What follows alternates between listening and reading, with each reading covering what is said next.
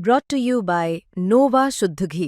जब जब खाए दिल खुश हो जाए, सदियों का नोवा शुद्ध देसी घी, सपना स्वस्थ भारत का। I love ghee.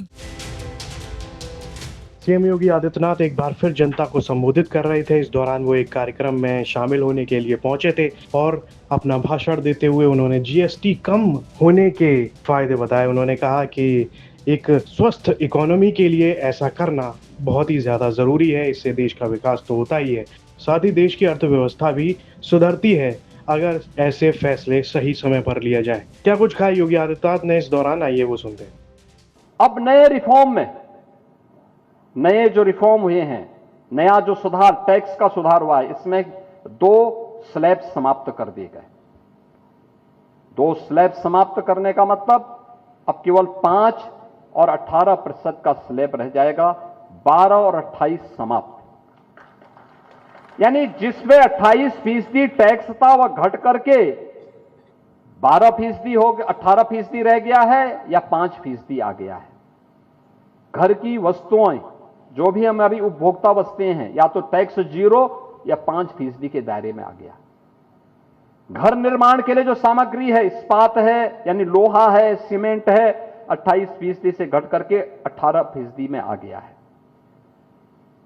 ट्रैक्टर के जितने भी पार्ट्स हैं 18% से घट करके वह 5% में आ गए हैं और कम हो गए। ट्रैक्टर है, टायर है, ट्यूब है, सिंचाई के साधन है।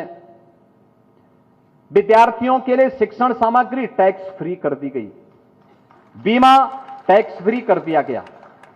यानी एक बड़े रिफॉर्म को लेकर के प्रधानमंत्री जी आगे बढ़े। इसका मतलब मार्केट हेल्दी होगी।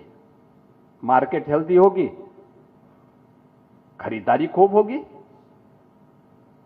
स्वाभाविक रूप से लोग टैक्स भी देंगे, कम पैसे में अच्छी खरीदारी करेंगे, लोगों के खरीद का दायरा बढ़ेगा, रोजगार का सृजन होगा और लोगों को नई नई चीजों का स्वाद लेने का आनंद भी होगा। पर्व और त्योहार का उत्साह अलग से होगा। दीपावली का इतना बड़ा उपहार प्रधानमंत्री जी ने दिया है देशवासियों को, एक बड़ा उपहार दिया, लेकिन ये रिफॉर्म का पार्ट है। एक हेल्दी इकोनॉमी के लिए इस प्रकार के रिफॉर्म आवश्यक है, मार्केट के लिए आवश्यक है, लोगों की क्रय शक्ति बढ़ाने के लिए आवश्यक है। और प्रधानमंत्री जी ने दीपावली के ठीक पहले इस प्रकार का उपहार देशवासियों को दिया।